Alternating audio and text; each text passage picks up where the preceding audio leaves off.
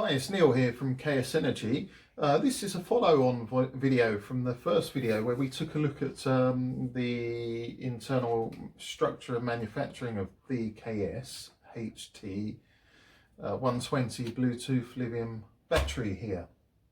So this time we're going to take a look at the electrical characteristics. There's three things that I'm intending to show you here. Firstly, I'm going to do a full charge to discharge test just to make sure that the capacity does meet its specifications. Then I'm going to do a bit of a stress to the battery by running it at 175 amps using this inverter coupled with this high-powered hairdryer, which should draw about 2,200 watts or so. And we're going to see how hot the cells become, how hot the BMS becomes, and we're going to make sure that this runs within its tolerance, which is, well, when it's in the battery box and doesn't have any ventilation, it would be no more than 65 degrees C, and should it hit that temperature, then the BMS would cut out. So we're going to see how it manages that kind of stress of current. Lastly, I'm going to pop the whole kit and caboodle in the freezer and leave it in the freezer for an hour or so, bring it down to about -15, and then we'll take a look at the low temperature charge protection and see how that performs. So I've got a little setup here just to run through briefly. I have a Coulomb counting device here, a little cheap digital Coulomb counting device that I purchased off of eBay, and this works by current sensing across one of the main pole wires here. Then I have a 3000 watt sine wave inverter, which I'll be running the load off of.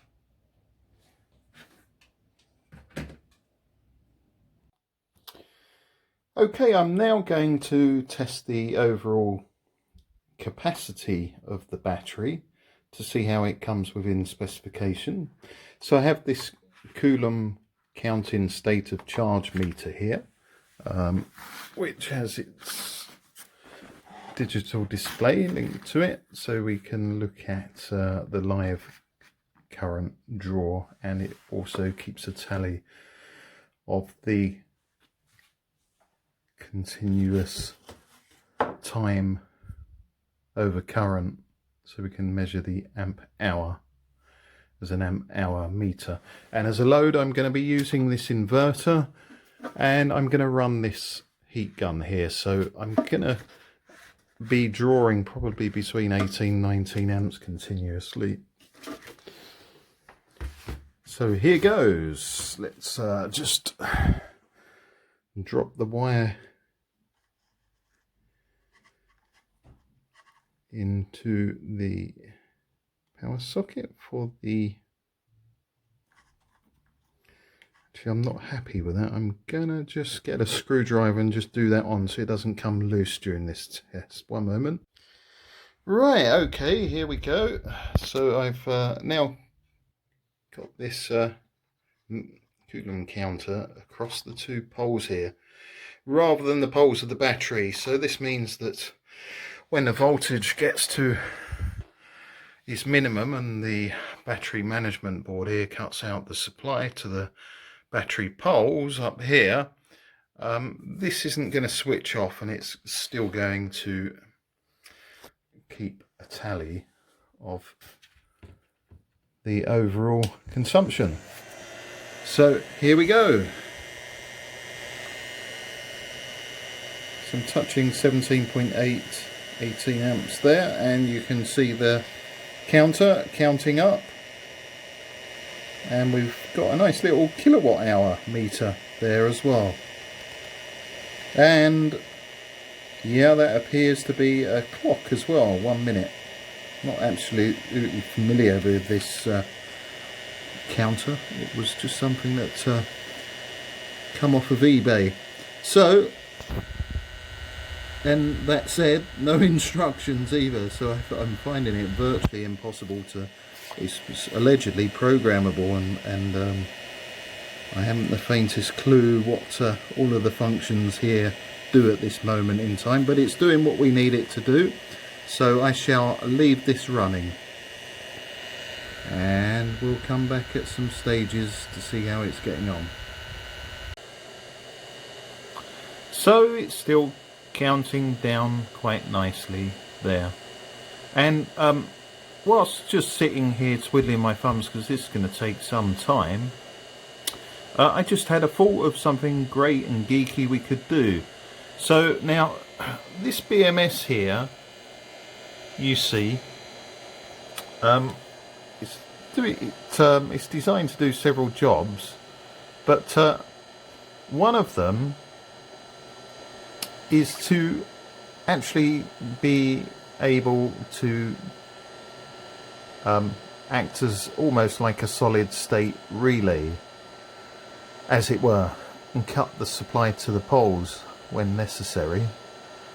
For example, over temperature, over voltage, over current, under temperature if we've got current coming in to charge, and I'll try and demonstrate that later as well.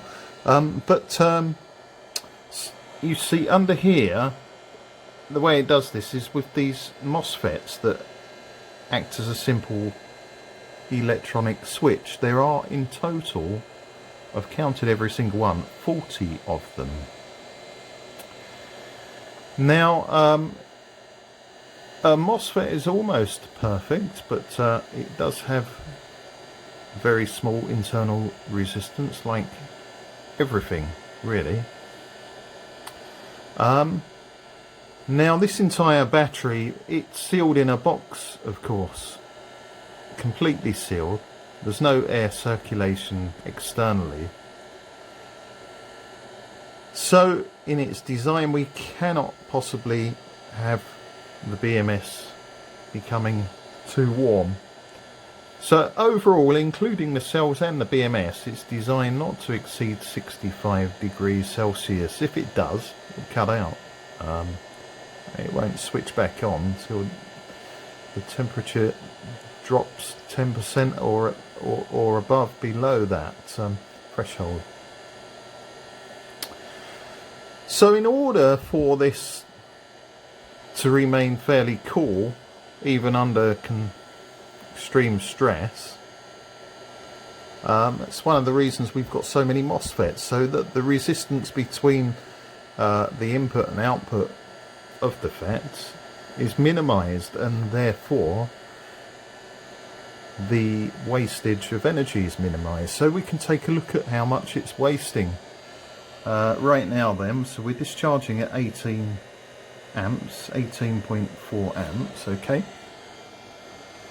So I put my meter, my DVM, to check the voltage drop across the input and output of this BMS. So this is going to the battery poles, and this is going to the cells,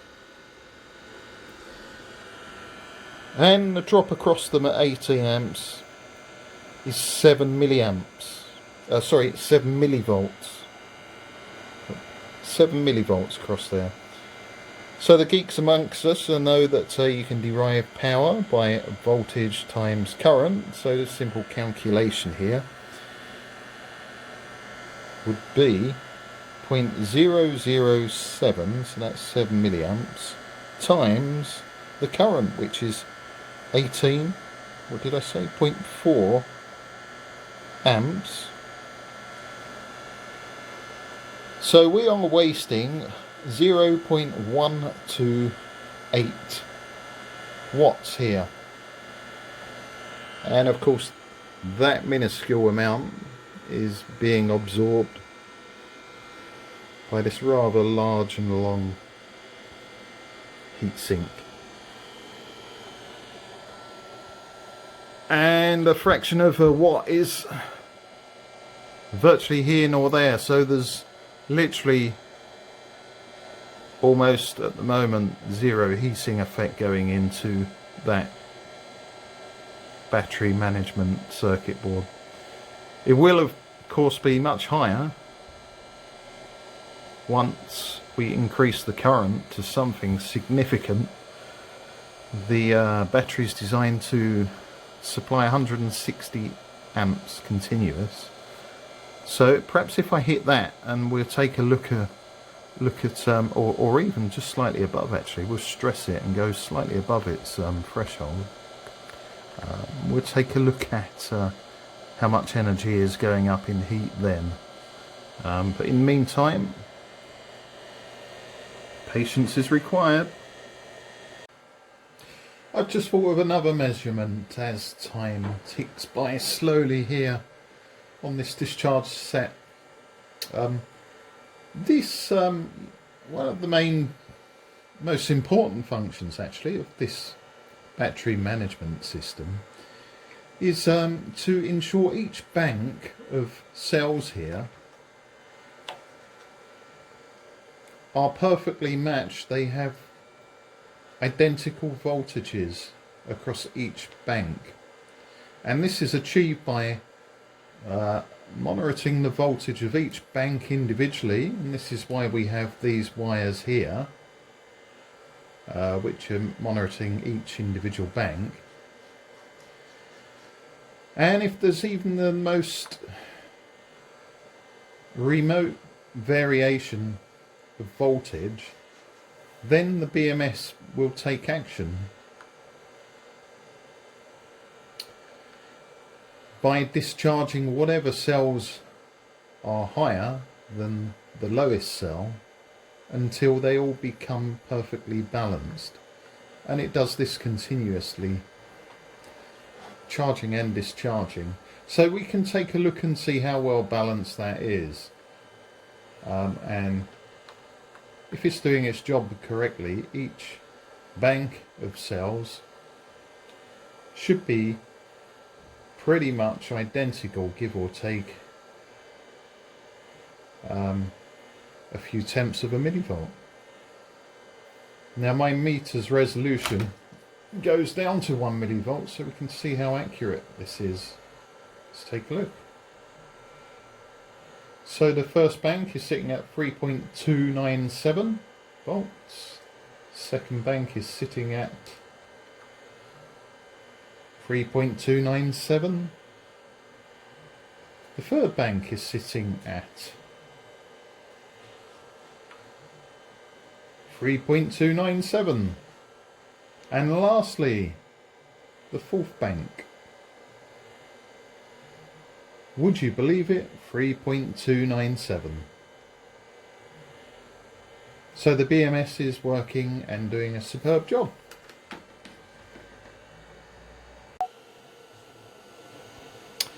So we're just coming up to nearly 1/4, I should say, of discharge. As soon as we hit 40 amp hours, that will be 3/4. And there it is. And I've just thought of something else that, as that ticks over, to discuss as well. And that's the Bluetooth transmitter inside our battery here. You can see that lit there. And this is the Bluetooth antenna in the lid here. Now this is the Bluetooth app. You can see it's just at 67% there, which 67% is 2/3 of its capacity left, which tallies up with the 40 amp hour reading that we just ticked past. Oh, and of course that's the cell temperature there, 28.4. Now yeah, sure, okay, the cells do, like the BMS, they're not 100% efficient, so there will be some loss in temperature, but the reason that cell temperatures are so high is because unusually for a spring in the UK, we have the sun streaming through the conservatory there, and it's really very hot in here. Outside it's 24 degrees. I'm not sure what it is inside, but that's what is helping elevate that overall temperature. Sorry, I've gone completely off topic now. Yeah, so the Bluetooth module here, this is a low power Bluetooth module. So if I just get the tablet here and close the program down, you can see the lights going off on the Bluetooth there, and that's gone into sleep mode. So that's just using a few milliwatts of power, which means that this battery uses virtually nothing in standby, and hence it can have a shelf life between charges of exceeding 12 months, no trouble at all. Okay, so I'll come back again to things once we've got an idea of how the capacity is doing nearer the end. Back in a few hours, or a few minutes YouTube time. Finally, we're getting to the end of this capacity test. Voltage is falling down to 11 volts, so this should be switching off any second. Yeah, so if I can focus in on that, we have just ticked over 120 amp hours. The state of charge app is showing 0. Let's adjust the focus there so you can see that's 0. And 10.97. Let's see what point we get to for the BMS to cut out here.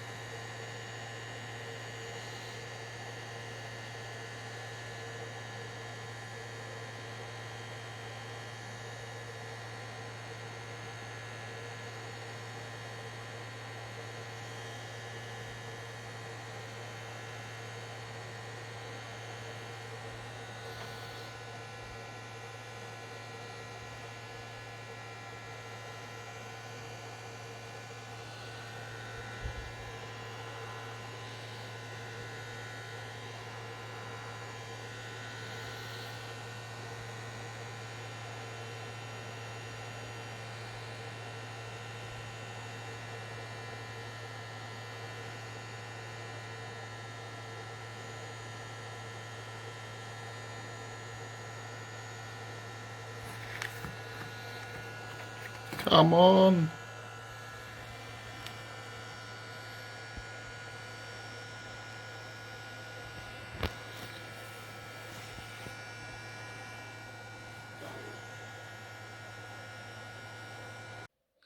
And there is our final figure, 120.79 amp hours, 1.559 kilowatt hours.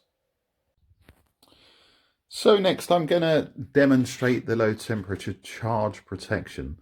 Now I thought I'd do this in more of a sort of obvious way by putting the whole lot in the freezer. I suppose there's a simpler way where I could just spray the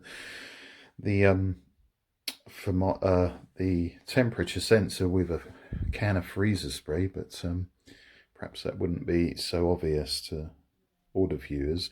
So what I've got here, I've got our inverter. I've got a 30 amp lithium-ion charger. At the moment that's running the inverter. It's just on standby at the moment, so hence you can see why we've got 14.6 volts. And if I put the clamp meter across, this is where the wires are coming out to the input of the inverter. If I just pop that across, you can see it has a natural standby current draw of 1.5 amps. So what I'm going to do is I'm going to connect these two terminals coming off of the charger to the battery. I'm going to pull that, get the battery out of the freezer. I'll show you that in a moment.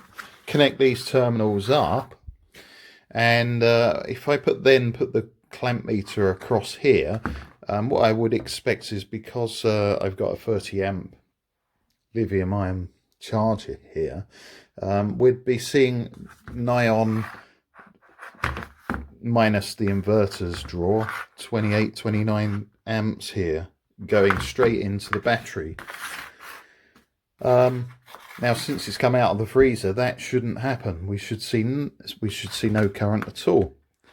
But then what should happen is, if I unplug the charger, then the inverter should then begin to draw its standby current from the battery, and we should see that then on the gauge here.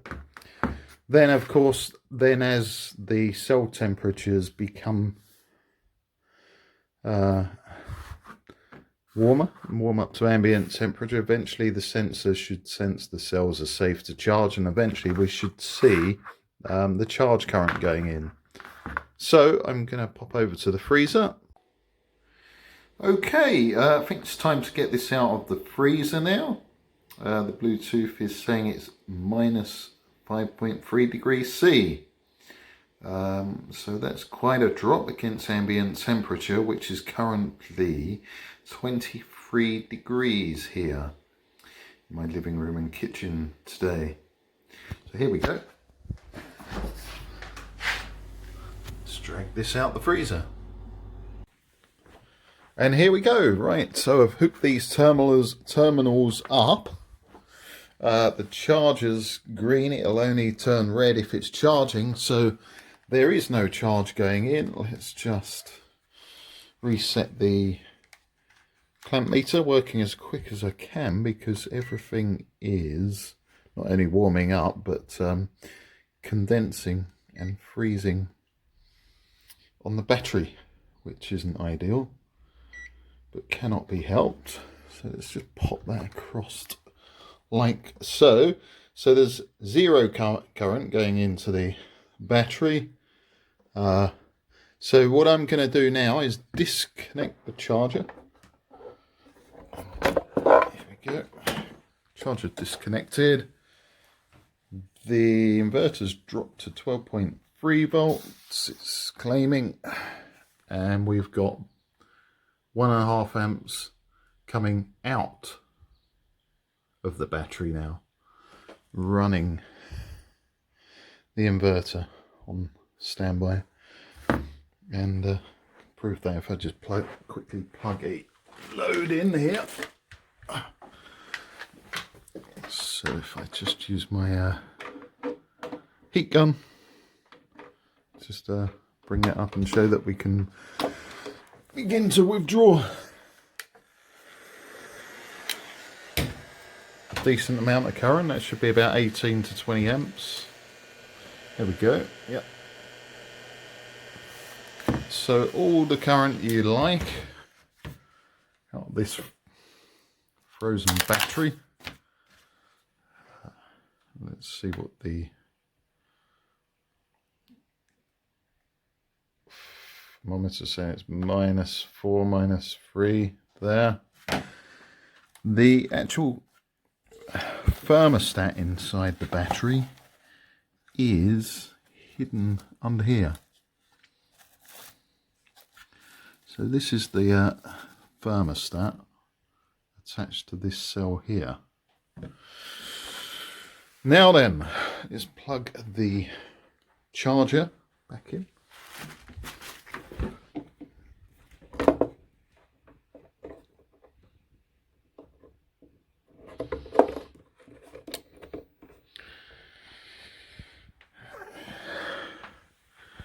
And immediately the voltage jumps up to 14.6 volt.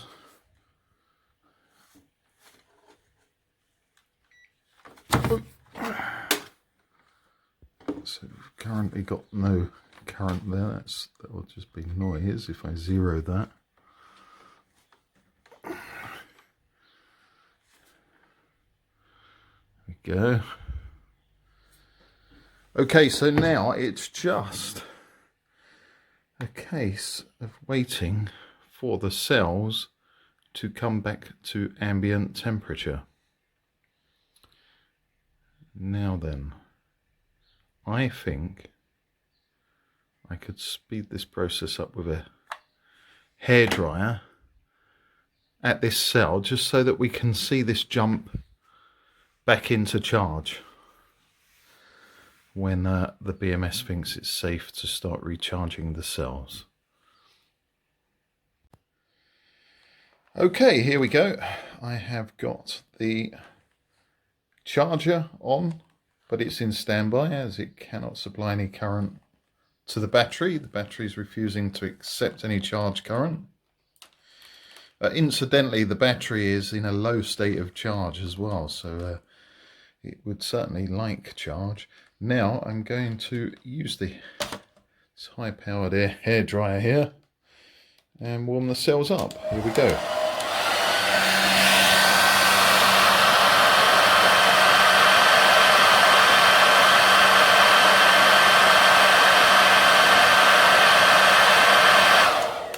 And there it is, straight back into charge.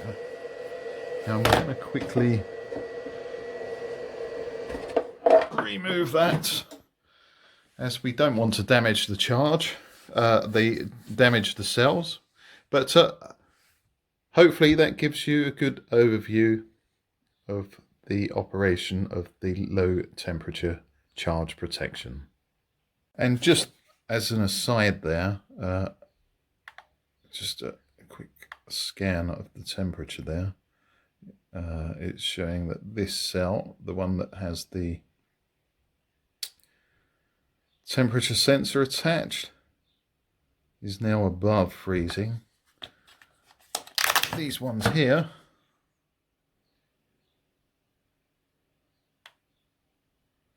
still haven't had a chance to come back up to a sensible temperature above freezing. So I'll let this battery pack settle down to ambient temperature, and we'll perform the next stress test. So this is the final test for electrical test for this battery. So I've fully charged the battery here, or nearly fully charged it. It's saying the cell temperature is 25.7 degrees. The actual ambient temperature here is 22 degrees. And just confirm that as well by having a rough look at the cells. Yeah, there we go. So 25.2, that's okay. The BMS itself, it's saying that's about 24 degrees, 23.5 degrees. So I'm going to use the inverter and a 2200 watt high-powered hairdryer as a load. I've got my meter there with its sensor across the positive wire coming from the poles there, so we can check the current. And what I'm going to do is run this battery above its rated power output by roughly 10%. So I'm going to run it at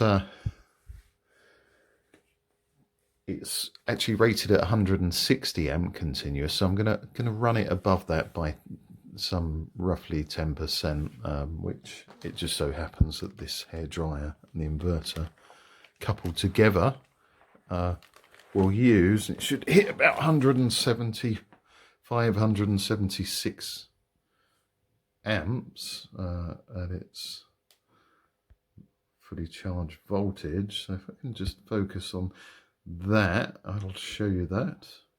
So it's saying it's using 1.5 amps at the moment, and that's what the inverter is wasting at the moment in standby. If I switch the hairdryer on,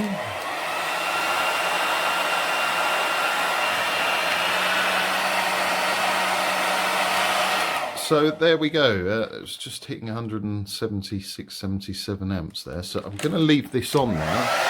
Pop this out of the way so I can talk and hear myself and not set fire to anything.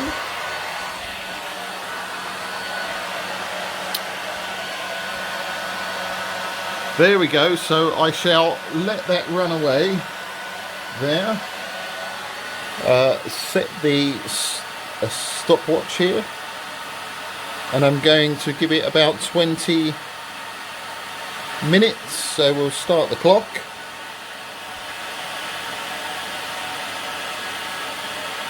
And in 20 minutes time, if my calculations are correct, it should be just about at 50% discharge, and we'll take a look and see how hot the actual battery becomes running 10% over its rated 160 amp current rating, which is a nice little stress test. So back shortly. Hi, yeah, just give you an update. So I'm 15 minutes in now here. So everything's running nicely, except for I had a little issue at 10 minutes. This inverter here, although it's running at about 2,200 watts from the hairdryer, the actual case was hitting about 68 degrees, 69 degrees, and then it cut out. So I've stood it on some packs of ice here, and I'm hoping we can get through the next 10 minutes here. So far so good, but it certainly doesn't say a lot for the efficiency of the inverter, or in fact the specification. Actually, I think that this one, which I bought in actually specially for this weekend, I think this one will be going back to Amazon.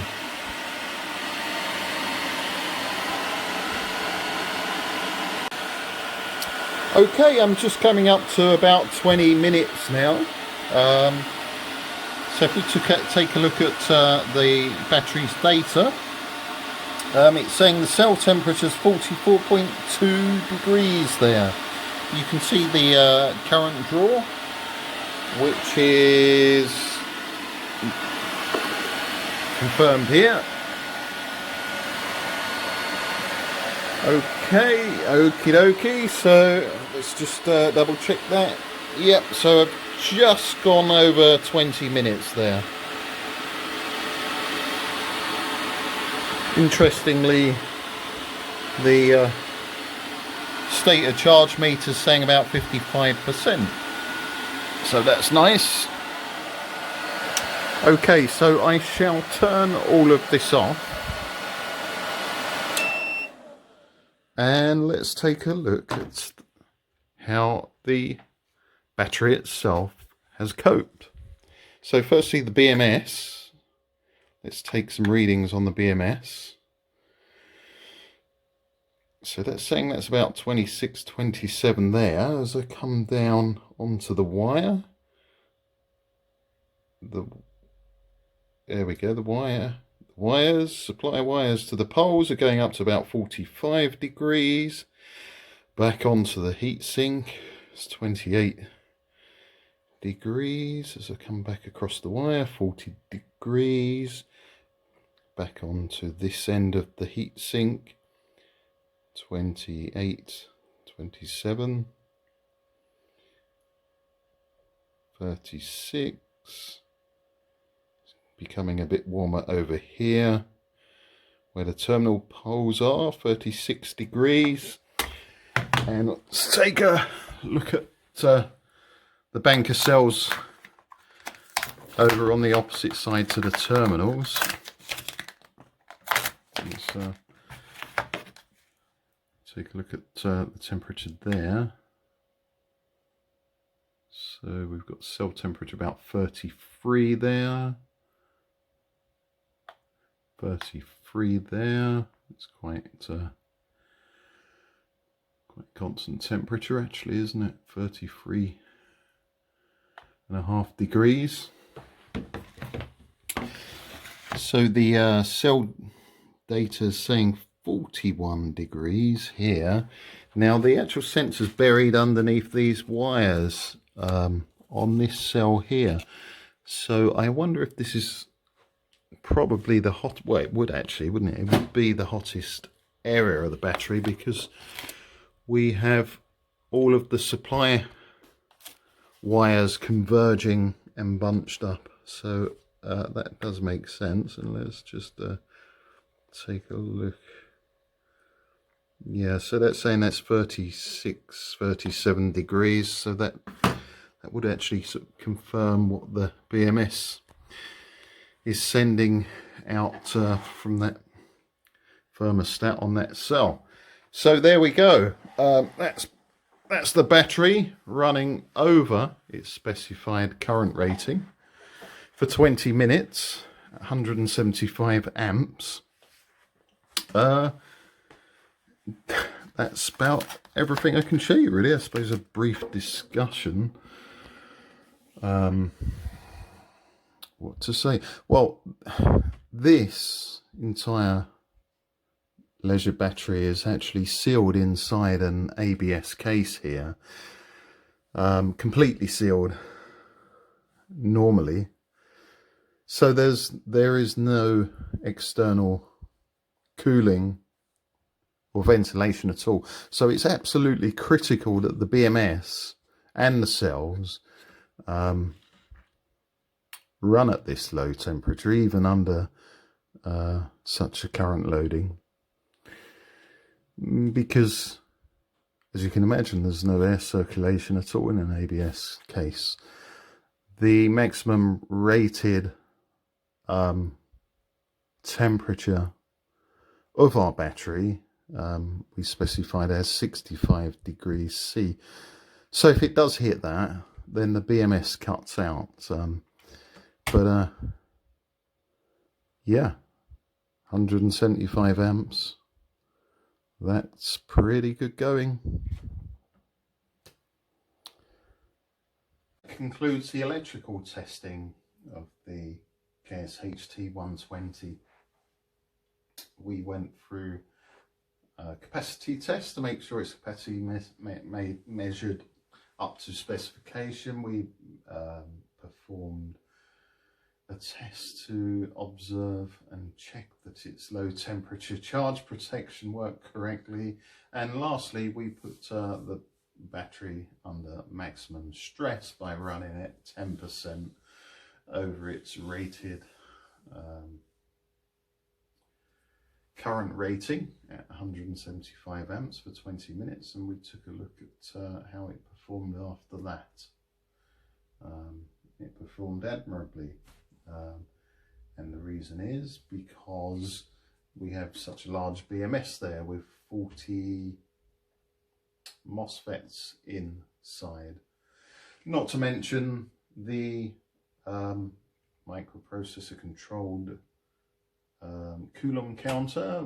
So there's a current bridge and the Coulomb counter that measures the voltage drop across that bridge to accurately measure the state of charge of the battery in the same way actually as your mobile phone would. So as soon as you discharge the battery and then recharge it, that resets, and so you have a constant accurate gauge. Plus it's got the other parameters, all that it sends to the tablet app via Bluetooth, low power Bluetooth. And of course it's low temperature charge protection. Now this is a pretty much bog standard BMS board that you'd find in a budget lithium leisure battery, and it's only got 26 MOSFETs as opposed to 40 here. It's got none of the microprocessor controlled Coulomb counting or low temperature charge protection either. It's got none of that. So there's a big difference there. What else? I think that almost wraps it up. And the cells, the 32700 cells. Now, this particular size of cell at this particular capacity is kind of in a sweet spot zone. Now, my cell manufacturer tells me that it is possible to, by adjusting the carbon and the lithium salts in the battery, the anode and cathode materials, it is, and the way that that's constructed and wrapped, you know, under pressure and inserted into the tube here, is possible to take it above 6,500 amp hours rather than the 6,000 each cell is here. But that is at the detriment to cell life. So this is a kind of sweet spot. And so you will find these cells, especially near the equator in Asian countries, more and more these days, in solar powered lighting, where they're expected to perform thousands and thousands of cycles without any service intervention whatsoever, just left to get on with it day in, day out. So at this rating, this physical size, yeah, okay, it would be possible perhaps to squeeze 130 amp hour out of the battery, but then that's at the expense of the cell life. And probably temperature performance and current performance as well, of course. So this is, for the physical size, as good as it gets. Okay, well, I hope you found all of that interesting. If you have any questions, any sensible questions, I'll pop back from time to time and see if I can take a look and answer some of those questions. Other than that, thanks for watching. Bye for now.